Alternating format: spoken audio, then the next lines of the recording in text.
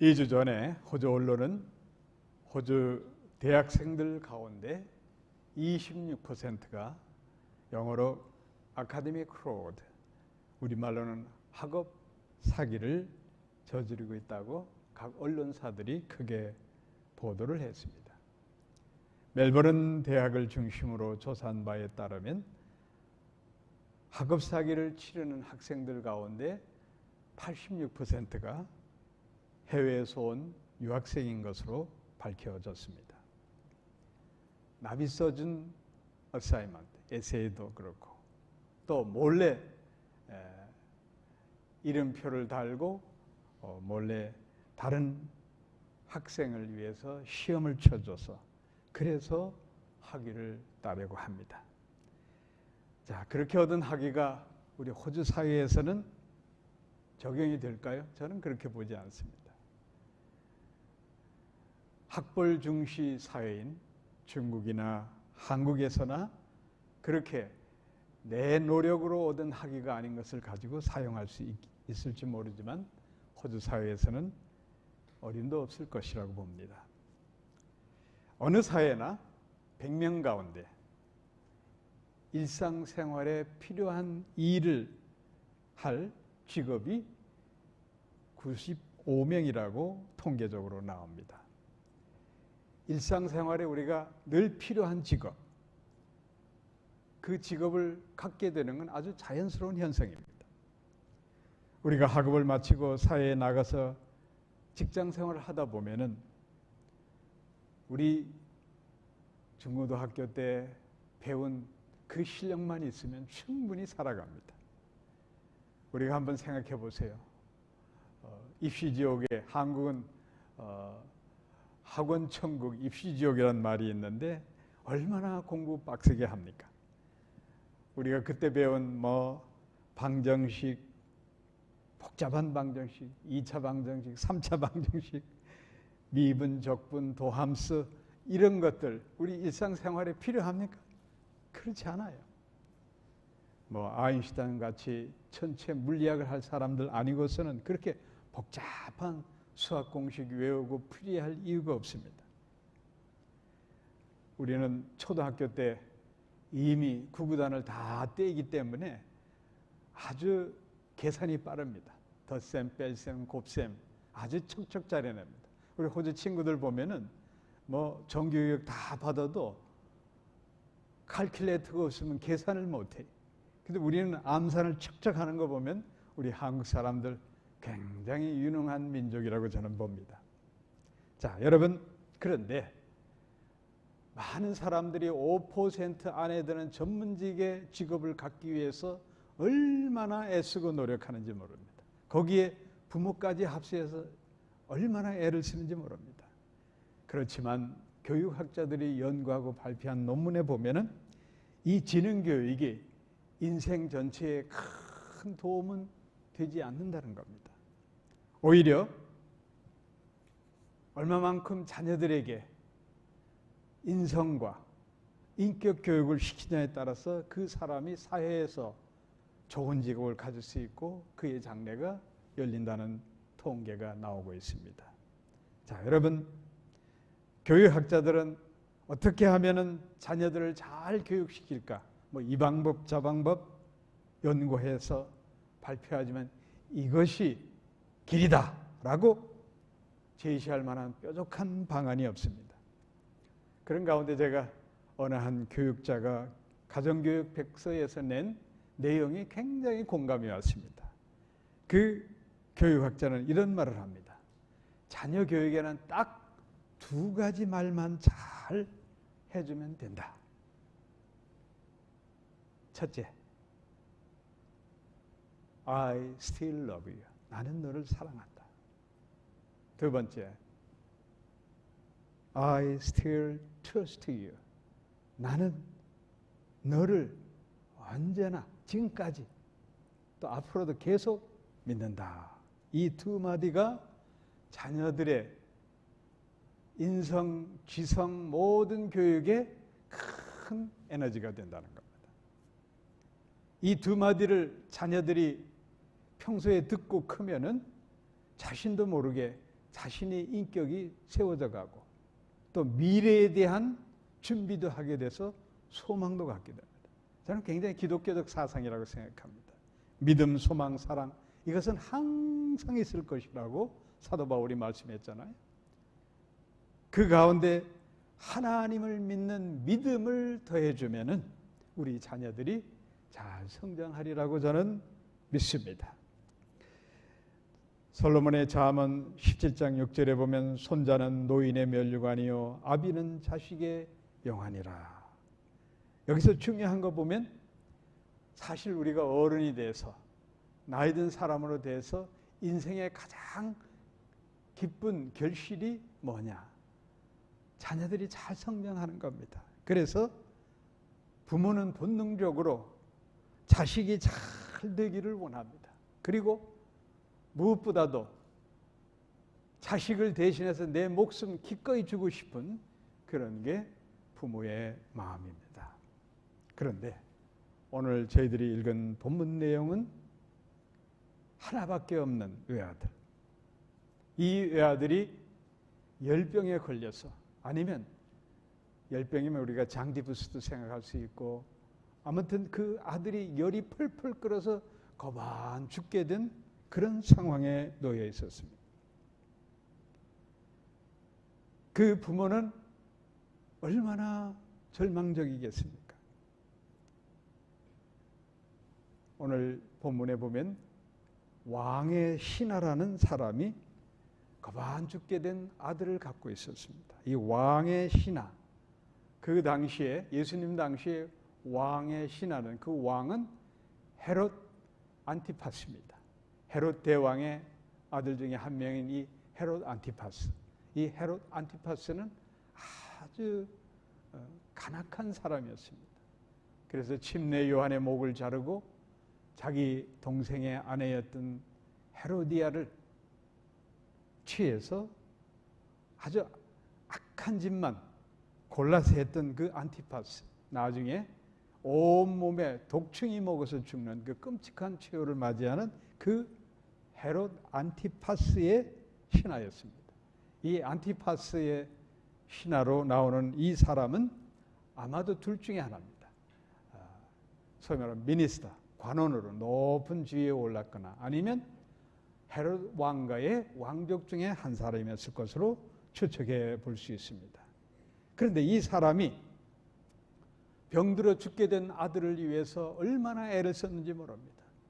자기가 왕궁에 있으니까 당시 최고 의료기관이었던 왕의 주치의를 초청해서 자기 아들을 고치려고 했을 거고 또 권세와 돈이 있었으니까 걱정하지 않고 명의란 명의를 다 불러서 치료를 했으나 아들은 소생하지를 못했습니다. 이제 모든 게 절망입니다. 자, 여러분, 왕은 이제 손 쓸 대로 다 손 써봤습니다. 그러나 아무런 효용이 없자 이제 마지막 한 가지 희망을 갖고 예수님을 아련하게 됩니다. 아마도 이 사람은 평소에 나사렛 예수를 우습게 알았을 겁니다. 헤롯 왕족 자체가 그 일가들이 예수님을 미워했기 때문에 그런 사람 중에 하나일 수도 있습니다. 그런데 자기 아들이 죽게 되자 이제 체면이고 권위고 어소리티고 아무 의미가 없는 겁니다. 자, 여러분도 마찬가지일 겁니다. 숨이 깔딱깔딱하게 넘어가는 내 자식을 둔다고 하면은 여러분 체면이고 뭐고 가릴 게 어디 있겠습니까? 그래서 이 왕의 신하는 가버나움에서 가나까지 갑니다. 오늘 그 앞서서 본문절에 나온 말씀을 보면 예수님께서 예루살렘에 올라가셨다가 사마리아를 거쳐서 갈릴리로 오십니다. 갈릴리에 오셨는데 그 갈릴리에서도 가나로 가셨습니다. 이 가나에 계신 예수님을 알고 이 왕의 신하는 32km 되는 거리를 걸어갔습니다. 한 하루길 10시간 정도 걸려야 되는 거리인데 그렇게 찾아가서 예수님을 만나서 이렇게 고백합니다. 내 아들이 가만 죽게 되었습니다. 내 아들의 병을 고쳐주소서. 이렇게 간청하자 예수님이 오늘 보면 48절에 보면 이렇게 말씀합니다. 너희는 표적과 기사를 보지 않으면 도무지 믿지 아니한도다. 아주 냉랭하게 예수님께서 왕의 신하에게 말씀합니다. 그러자 왕의 신하는 가슴이 철렁 내려앉았습니다. 그리고 이어서 주여, 내 아이가 죽기 전에 내려가소서 간청합니다. 이 내려가시다는 말은 가버나움은 갈릴리 바다 바로 인접한 도시였고 가나는 좀 산악지대입니다. 그 산악지대에서 예수님이 함께 자기와 내려가기를 원하는 겁니다. 그런데 예수님은 그의 마음을 읽으셨습니다. 예수님이 그에게 왜 그런 말씀을 하셨을까? 너희는 도무지 눈으로 보는 기적과 이사를 봐야 그래야 믿음을 갖게 되느냐. 이렇게 왕의 신하에게 말씀하신 이유가 있습니다. 그 이유는 다른 게 아니고 너는 내가 매직을 행하는 하나의 매직션, 마술사와 같이 나를 보느냐. 그런 의미에선 나는 그런 사람이 아니다. 나는 하나님의 아들이고 이스라엘 백성이 고대하던 메시아다. 그걸 믿어야 너에게 기적을 베풀어 줄 것이다. 라는 말씀입니다. 이와 비슷한 사건이 스로보니게 여인이 있죠. 두로와 시돈에 갔을 시돈 지방에 예수님이 방문하셨을 때에 그냥 어려서부터 귀신 들려서 그 경련을 일으키고 그 고통 가운데는 딸을 고치고 싶었던 이 스로보게 여인이 예수님께 와서 다윗의 자손 예수여 나를 불쌍히 여겨주시고 내 딸을 고쳐주세요 간청하자 예수님이 냉정하게 자녀에게 줄 떡은 개에게 주는 것이 옳지 않도다 이렇게 말씀하는 거예요. 그때 이 스로보게 여인은 절망했지만 그러나 예수님을 믿었어요. 다윗의 자손 예수여. 그 말은 뭐냐면 우리 이방 사람이지만 이스라엘 민족이 고대하던 그 메시아가 당신입니다. 그래서 주여 당신은 주님이십니다. 내 딸을 고쳐주실 줄로 믿습니다. 그러면서 이 스로보게 여인이 말합니다. 예 맞습니다. 저는 이방인 개 같은 여자입니다. 그러나 개도 주인의 상에 떨어지는 부스러기는 먹지 않습니까? 저를 불쌍히 여기시고 내 딸을 고쳐주세요. 그랬을 때 우리 주님이 어떻게 말씀하셨습니까? 내 믿음이 크도다. 내 소원대로 이루리라. 할렐루야.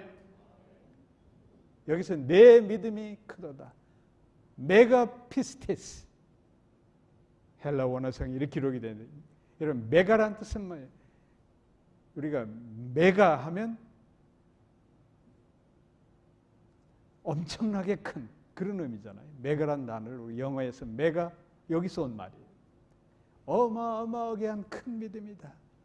그 큰 믿음 때문에 내 소원대로 내 딸이 고쳐진다. 아멘. 그 역사를 똑같이 오늘 왕의 신하에게 묻는 겁니다. 그러자 이 왕의 신하는 가나안의 여인, 이 스로보니게 여인처럼 신앙 고백처럼 입으로 고백은 하진 않았지만은 예수님을 바라보면서 간절한 눈빛으로 예, 당신은 메시아입니다. 우리 아들을 고쳐주실 줄로 믿습니다. 그 눈빛이 서로 통했던 것 같아요. 그래서 예수님은 다른 말씀하지 아니하시고 가라! 가라고 하는 거예요. 그 뜻은 뭐냐? 믿고 가라. 내 아들이 살았다. 이 말씀하시는 거예요. 내 아들이 살았다. 믿고 가라. 그 말씀 믿고 이 왕의 신하는 병들어 있는 아들이 있는 가버나움 집으로 가게 됩니다. 가게 되는 가운데 여기서 놀라운 사건이 일어납니다. 자기 종들이 이 왕의 신하는 가나에서 가버나움으로 내려가고 자기 종들은 가버나움에서 가나로 가게 돼요. 왜? 아들이 그 열이 펄펄 날던 주인의 아들이 고쳐졌기 때문에 이 종들은 이 기쁜 소식을 자기 주인한테 알려주고 싶었던 거예요. 그래 가는 도중에 서로 중간에서 만난 거예요. 그래서 그 기쁜 소식을 서로 만나니 너무 기뻤던 거예요. 왕의 신하가 자기 집에 도착하기 전에 자기 아들이 말끔히 고쳐지는 죽을 병에서 되살아나는 그런 소식을 접하게 됩니다. 그리고 종들이 말합니다. 주인이시여, 당신의 아들이 이렇게 열병이 뚝 그쳤습니다. 그 시간이 유대 시간으로 7시라고 이렇게 되어 있는데 유대 사람들은 아침 오전 6시부터 1시를 치는 거예요. 그래서 6시가 1시, 7시가 2시 그렇게 계산하면은 12시가 6시가 되는 거예요. 6시가 되고 7시면은 오후 1시가 되는 겁니다. 그 1시에 예수님께서 내 아들이 살았다. 그 말씀하신 시간이 1시였어요. 그 시간에 이 왕의 신하의 아들이 모든 열병에서 깨어나서 말끔하게 고쳐지고 건강한 아이로 다시 태어나게 되는 겁니다. 그래서 이 신비한 일들. 자, 여러분, 우리는 분명히 알아야 됩니다. 오늘 본문 말씀을 통해서 왕의 신하처럼 아주 절박한 상황, 아들이 이제 숨이 깔딱깔딱 넘어가는 그 순간에 매달리고 한 가지 희망을 가질 것은 예수님밖에 없다. 그 믿음을 우리가 배워야 된다. 자, 여러분, 우리는 믿고 가는 사람들인데 내 생활이나 내 환경이나 모든 게 너무 풍족하고 안일할 때에 오히려 우리 믿음이 약해집니다. 마귀는 그때를 노려서 더 믿음이 약화되도록 하나님께 더 가까이 가고 더 매달릴 수 있는 그러한 환경과 여건을 막아버립니다. 자, 왕의 신하처럼 자기 아들이 총각을 다투며 죽을 위기에 있을 때 자기 생명이 끝나는 것과 마찬가지인 그런 위기에 있을 때에 여러분 얼마나 절박합니까? 어쩌면 우리 믿음 생활에 있어서 내가 어려운 일들로 인해서 절박한 상황에 있다고 하면은 그게 하나님의 은혜일 수 있는 거예요. 그 절박한 상황 때문에 왕의 신하처럼 예수님께 매달릴 수 있는 믿음이 나오기 때문에. 자, 여러분, 우리는 분명히 알아야 됩니다. 많은 믿음의 사람들이 말씀대로 살지 않고 자기 뜻대로 살고 하나님 말씀에 불순종하는 이유가 있습니다. 그 원인이 뭐냐? 하나님 중심 되지 않고 내 중심으로 살기 때문인 겁니다. 예수 열심히 믿는 사람들 주여 주여, 주라는 말은 헬라어 원어성이 큐리어스입니다. 큐리어스. 그 뜻은 뭐냐면 내 생명까지 다 주인의 것이다. 그런 의미입니다. 그렇게 말하면서 또 외치면서도 또 그렇게 기도를 하면서도 정작 마음속에는 내 중심대로 살아가는. 그래서 내 중심이라는 게 뭡니까? 내 자존심, 내 교만, 또 내 지식, 내 경험, 모든 나를 지켜주는 모든 게 내 중심이라고 생각하는 겁니다. 그래서 내 중심적으로 판단하고 내 중심적으로 생각하고 행동하게 돼 있는 겁니다. 그러다 보니 하나님 말씀이 들어갈 자리가 없는 거예요. 그것을 우리가 철학적인 용어에서는 생각의 틀이라고 합니다. Frame of reference. 자기 틀이 딱 정해져 있어요, 여러분. 사람은 참 자기 틀이라는 게 이게 참 무서운 거예요, 여러분. 자기 틀이 딱 만들어진 사람은 모든 걸 자기 틀 안에서 집어넣고 보려고 하는 거예요. 우리 결혼하는 우리 형제자매들은 자기 배우자 틀이 딱 만들어져 있어요. 평생 찾아도 못 찾아, 여러분. 그런 이상형이 그건 소설에서나 나오는 얘기지 현실은 그렇지 못하는 거예요. 이 자기 틀이라는 게 frame of reference. 이게 우리를 힘들게 하는 거예요. 우리 그리스도인들은 이 프레임이 예수님의 틀로 맞춰지면 되는 거예요. 예수님의 틀로. 사람은 본능적으로 자기 자존심과 에고가 아주 강하게 세워지려고 자기도 모르게 아주 무의식적으로 반응을 합니다. 그래서 그 에고와 자존심 때문에 내려놓질 못해요. 내가 잘못된 것, 어리석은 것, 또 잘못된 습관, 모든 걸 내려놔야 내가 사는데 그러지 못할 때가 많이 있어요. 그래서 성경은 특별히 솔로몬은 그것을 교만으로 봤던 겁니다. 내 에고 때문에 교만의 틀이 딱 맞춰져 있으니 교만은 패망의 선봉이라고 말했잖아요. 네? 무너질 수밖에 없는 거예요. 결국은 실패할 수밖에 없는 거예요. 그런데 이 에고와 자존심이 깨지는 때가 있는 거예요. 그게 언제냐? 오늘 왕의 신하처럼 절박한 상황에서는 다 내려놔야 돼요, 여러분. 예? 다 내려놔야 돼요. 자, 왕의 신하 대단한 사람입니다. 어떻게 나사렛 그 천한 동리에 30대 젊은 청년 앞에 가서 무릎을 꿇겠습니까, 여러분? 예? 도저히 있을 수가 없는 거예요. 평소 같으면 상대도 해주지 않을 나사렛 청년이에요. 그런데 자기 아들이 거반 죽게 된 위급한 상황, 절망적인 상황에서는 예수님 앞에 나아가 무릎을 꿇는 거예요. 그 교만과 에고와 체면과 자존심이 무너질 때에 하나님의 역사가 일어나고 하나님의 은혜를 받게 되는 거예요. 오늘 21세기를 살아가는 우리도 마찬가지. 참 힘들고 어려운 사람이 누구냐? 좀 배웠다는 사람, 영적 지식이 좀 있다는 사람, 교회 안에서도 보면 장로, 집사, 좀 교회를 오래 섬겼다는 그런 사람들이 더 힘들어요, 여러분.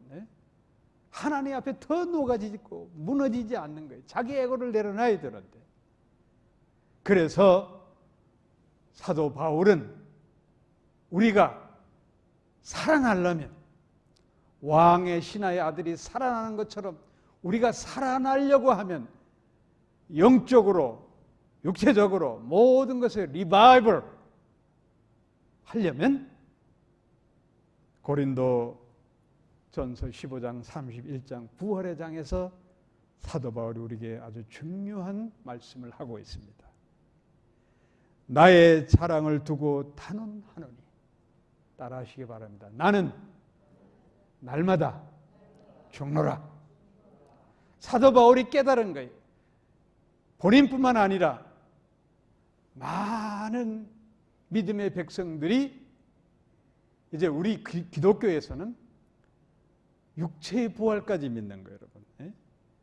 우리가 무덤에 갇혔지만 주님이 재림할 때에 마지막 나팔 소리가 울려 퍼지면 무덤을 깨치고 완전히 호련히 순식간에 변화되어 함께 휴거해서 영원한 천국에 들어가는 거예요. 우리가 리바이벌, 다시 부활하고 새 생명을 찾으려고 하면은 날마다 예수의 십자가에 죽어져야 되는 거예요. 그게 사는 길이에요. 그래서 우리가 절박하고 위급한 상황에 있을 때 더욱더 내 모든 체면과 자존심과 모든 에고를 십자가에 못 박아버리고 예수로 거듭나야 되는 겁니다. 사랑하는 성도 여러분, 아직도 하나님보다 사람을 의지하는 그런 그리스도인들이 있습니다. 어려운 일을 당하고 예기치 않는 그런 사건이나 불행한 일을 당할 때 그런 사람들은 하나님께 엎드려 기도하기 전에 그런 생각은 저버리고 사람 만나서 이 사람 만나면 내 문제가 해결될 거고 저 사람 만나면 내 문제가 해결될 것이고 저 사람의 힘을 빌려야 되고 저 사람의 지식과 저 사람의 지혜를 빌려서 이 문제를 해결해야 되겠다. 이렇게 생각하는 사람들이 많아요. 그건 불신앙, 세상 사람들이 생각하는 인생 철학 방식이에요. 우리 그리스도인들은 모든 일들, 특별히 위급한 상황이 왔을 때 맨 먼저 하나님 앞에 무릎을 꿇고 하나님을 의지해야 되는 거예요. 하나님께서 풀어주도록 기도를 해야 되는 거예요. 사람의 능력과 사람의 눈치를 보고 사람을 더 의지하는 사람은 절대 하나님께서 베푸시는 기적을 체험할 수가 없어요. 여러분. 오늘 왕의 신하가 예수님 만나기 전에는 훌륭한 의사라는 사람들은 다 불러서 자기 아들을 고치려고 아주 무척 애를 썼을 겁니다. 그러나 실패했잖아요. 다 내려놓고 하나님의 아들 예수께 나갔을 때에, 예수께 간청했을 때에 아들이 고쳐지는 역사가 일어나는 거예요. 우리 믿음의 사람들은 하나님께 구해야 돼요. 그래야 기적이 일어나는 거예요. 사도 요한은 요한복음 14장 전체 6월절 만찬을 통해서 이제 십자가의 고난을 받고 제자들 곁을 떠나면서 위로의 말씀을 해주십니다. 두려워 말라. 하나님을 믿으니 또 나를 믿으라. 그리고 14절에서 내 이름으로 무엇이든지 내게 구하면 내가 시행하리라. 내가 너희들 떠나지만, 너희 곁을 떠나지만 보혜사 성령님이 너희들을 위로해 줄 것이고, 그리고 언제든지 힘들고 어렵고 위급한 상황이 되면 My name, Jesus, 내 이름으로, In the name of Jesus Christ, 주의 이름으로 부르라. 그러면 너희들이 구하는 대로 내가 역사하리라, 시행하리라 약속하는 거예요. 사랑하는 성도 여러분, 오늘 사도 요한은 왕의 신하의 아들을 고친 이 기적적인 사건을 다른 말로 표현하지 않고 표적이라는 말로 표현합니다. 표적, 기적 다 비슷한 말입니다. 그런데 표적이란 의미는 헬라 말로 세미온이라는 말인데, 이 말은 단순히 일어난 기적 그 사건 자체보다도 그 기적이 일어난 사건의 의미를 더 중요시하는 단어거든요. 하나님께서 왜 이 기적을 일으키셨는가? 그게 표적이에요. 그저 믿음이 없는 사람은 단순히 기적의 사건에 감격하고 놀랄지 몰라도 믿음이 깊은 사람은 왜 하나님께서 내게 이런 기적을 베푸셨을까? 그걸 깨닫는 거예요. 세상 사람들은 우리를 크리스천이라고 부릅니다. 그리고 크리스천 말 대신에 아, 저 사람은 믿는 사람이야 라는 말을 합니다. 그 말을 우리는 깊은 의미에서 받아들여야 돼요. 여러분. 예수 안 믿는 세상 사람들도 우리를 믿는 사람, 신자라고 부릅니다. 아, 저 사람들은 믿는 사람이다. 그 믿는 사람의 실체가 뭡니까? 하나님의 모든 역사를 그대로 믿는 거예요. 하나님 말씀을 그대로 믿는 거예요, 여러분. 그때 하나님의 기적이 일어나는 거예요, 여러분. 그래서 하나님과의 인격적 관계, 하나님과의 함께 우리 눈에 보이지 않는 하나님과 함께 내가 살고 있다는 의식과 또 하나님이 나와 함께 한다는 그 영적인 믿음이 충만해질 때 그게 우리의 신앙생활이에요. 그런 사람이 바로 크리스찬이요, 신자가 되는 거예요. 그런 사람들은 언제 어디서나 어떠한 일을 당할 때마다 모든 사건을 하나님의 기적으로 바라볼 수가 있는 거예요. 꼭 죽을 병에 걸렸다가 낫는 거, 그야말로 예기치 않는 도저히 초자연적인 그런 경험을 하는 것, 그것만이 기적이 아닌 거예요. 우리가 예수님과 성부 하나님과 성령 하나님의 인도하심으로 늘 하루하루에 살아가는 그 삶에 이어지는 모든 일들이 다 하나님 앞에서는, 하나님 뜻 안에서는 표적이 되는 거예요. 그게 구원의 은혜고 그게 우리의 믿음인 겁니다. 저는 일주일 금방금방 가잖아요. 돌이켜보면은 교통사고 날 만한 사건들이 한두 번이 아닌데 안 나게 해주시는 거예요, 여러분. 그 자체가 기적이에요, 여러분. 예? 한 도주 전에는 완전히 앞에 차가 갑자기 급정가하는 바람에 내가 쾅 박을 뻔했어요. 그 옆으로 다행히 오는 차가 없어서 옆으로 두 줄 라인, 황색 라인이 아니라서 옆으로 이렇게 건너가서 아주 가까스로 피했어요. 이 자체가 운이 좋았다, 그게 아니라 하나님께서 우리를 눈동자와 같이 지켜보시며 늘 매 순간마다 기적을 베풀어 주신다. 우리는 이렇게 믿어야 되는 거예요. 믿습니까? 네.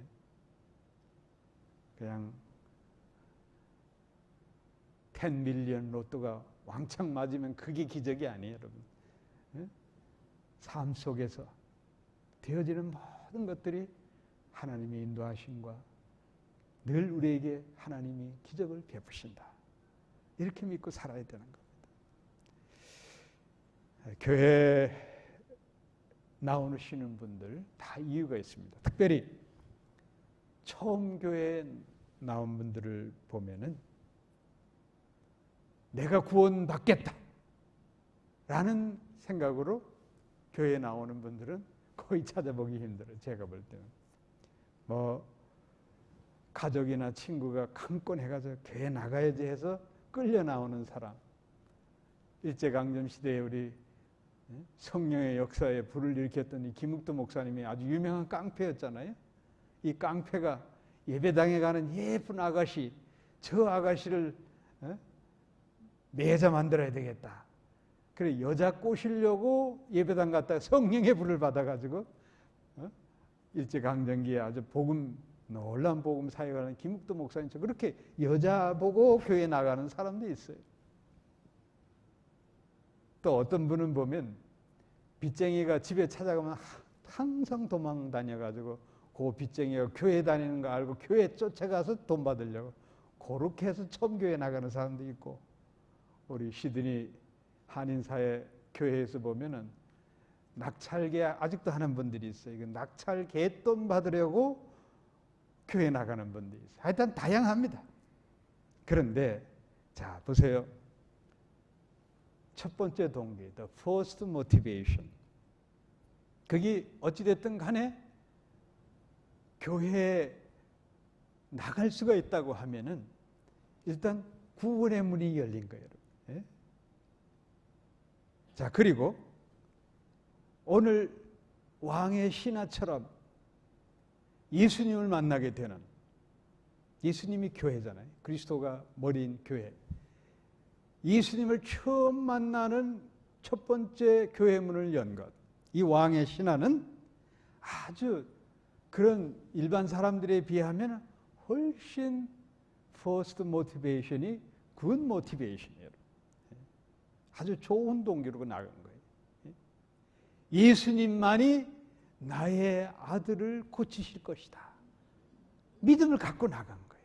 이게 얼마나 감사한 일입니까? 자, 여러분, 이렇게 왕의 신하가 first motivation이 좋았던 게 뭐냐? 절박했기 때문에 그런 마음을 가지게 된 거예요. 그러니까 절박한 게 참 중요해요, 여러분.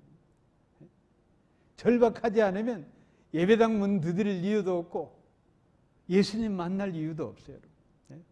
잘 먹고 잘 살면 다 내 덕으로, 내 능력으로 사는 줄 알기 때문에 예수님이 필요 없기 때문에, 그렇게 느껴지기 때문에 여러분, 왕의 신하처럼 절박한 상황에서 예수님을 찾아가지고 오늘 21세기에 사는 우리도 절박한 마음으로 교회에 나가고 즉 예수의 이름으로 구하고 하나님의 은혜를 사모하는 사람이 복 있는 사람이에요, 여러분. 이 시대에 보면은 사업에 실패하고 학업에 실패하고 결혼에 실패하고 사람한테 배신당하고 죽을 병에 걸려서 너무 힘들어하고 그런 사람들이 많이 있습니다. 어쩌면 그런 사람들을 위해서 예수님께서 다 내게로 오라, 내가 너희를 쉬게 하리라 부르고 계시는 거예요. 그런데 정작 본인들은 예수님께 나가지 않는 거예요. 그게 안타까운 거예요. 그래서 우리 먼저 믿는 사람들이 그들에게 복음을 전해야 되는 거예요. 예수의 복음을 전해서 그들을 예수님 앞으로 인도해야 되는 겁니다. 절망에는 배빠진 왕의 신하에게 예수님은 다른 말씀하지 않습니다. 가라, 내 아들이 살았다. 헬라 원어 성경 호후요스 수제라는 말이에요.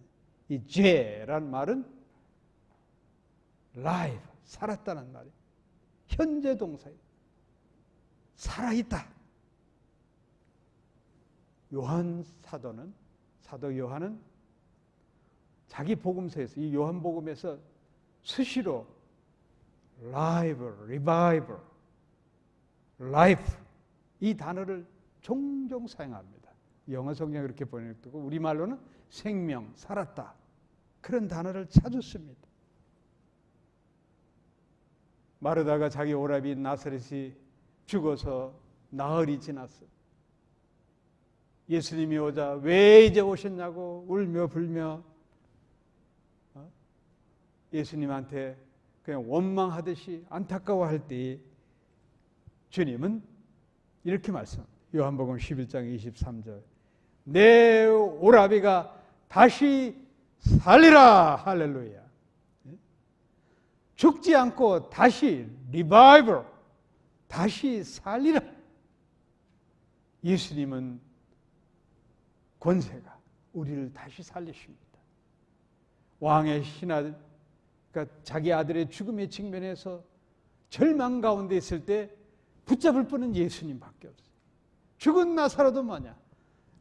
리빙, 살아 역사하는 우리의 생명과 우리의 삶을 다시금 소생시킬 수 있는 분은 예수님밖에 없는 거예요.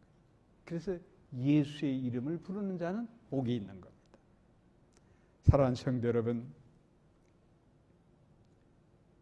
왕의 신하처럼 예수님 말씀을 믿고 나아가면 죽을 지경에 있는 모든 사건들이 풀리고 길이 열립니다. 되살아납니다. 이스라엘 백성이 광야 40년을 마치고 가나안 땅을 정복할 때에 첫 관문이 있었습니다. 바로 요단강이 있는 겁니다. 이 요단강을 건너야 가나안 땅으로 입성하는 겁니다. 여호수아는 난감했습니다. 제가 성지순례 가보면 요즘 이 사해 북부에 있는 요단강은 그저 시내 냇가 정도, 물도 얼마 없어요. 그러나 수천 년 전에 여호수아가 가나안 땅을 정복할 때는 아주 큰 강이었어요. 요즘 요단 강물이 마르게 된 원인은 이스라엘 사람들이 이 갈릴리 바다의 물을 밑으로 안 보내도록 댐을 막아가지고 가둬버리니까 내려갈 물이 없는 거예요. 그렇지만 수천 년 전에 여호수아가 가나안 땅을 정복한 가나안 땅 자체가 젖과 꿀이 흐르는 땅이 뭐냐? 비가 많이 오고 모든 게 지금은 네게브 같은 사막이 없었고 그 네게브 사막 지대가 완전히 옥토가 되고 그야말로 여호수아가 정탐꾼으로 갔을 때 포도송이가 얼마나 컸으면 두 청년이 장대 하나를 꿰고 왔을 정도로 그러니까 강이 엄청 컸던 때에 그 강물이 앞을 가로막고 있는 거예요. 여호수아는 생각했어요. 모세가 홍해에 직면했을 때 뒤에는 애국 군사가 쫓아오고 앞에는 홍해 바다가 가로막고 이 절망적인 상황, 위급한 상황, 그때 모세가 기도했을 때 홍해가 육지길로 열리잖아요. 아마도 그 느낌이 왔을 거예요. 그러나 주님이 말씀하지 않으니까 기도했을 거예요. 이걸 어찌하면 좋겠습니까? 그러자 하나님이 응답하십니다. 여호수아서 3장 13절에 보면 하나님이 모세에게 이렇게 명령합니다. 온 땅에 주 여호와의 궤를 맨 제사장들의 발바닥이 요단물을 밟고 멈추면 요단물 곳 위에서부터 흘러내린 물이 끊어지고 쌓여 서리라. 이 주의 음성을 듣게 되는 거예요. 이 말은 뭐냐? 요단 강물이 아주 물줄기가 셉니다. 그 세게 내려오는 물줄기를 하나님께서 물벽을 만들어 놓는 거예요, 여러분. 물벽을 탁 만들어 놓으니까 그 밑에는 육지결이 되는 거예요. 그래가지고 그 말씀대로 여호수아서 3장 17절에 보면 온 이스라엘 백성은 마른 땅으로 행하여 요단을 건너니라. 앞에는 대제사장들이 언약궤를 메고 행진하면은 이스라엘 백성이 다 육지길로 건너서 가나안 땅에 입성하는 거예요. 자, 절박한 상황에서 모세에게 여호수아에게 하나님은 발을 내딛고 믿음으로 가라 명령하시는 거예요. 오늘 우리에게도 마찬가지. 하나님 말씀을 믿고 나아가면 길이 열립니다. 사랑하는 성도 여러분, 절박할수록 하나님께 기도하십시오. 그리고 믿고 나아가십시오. 그리하면 우리의 모든 얽히고 설킨 문제들이 풀어지고 우리 앞길이 형통할 것입니다. 이 축복을 여러분 모두 누리시기를 주의 이름으로 축복합니다. 기도하겠습니다.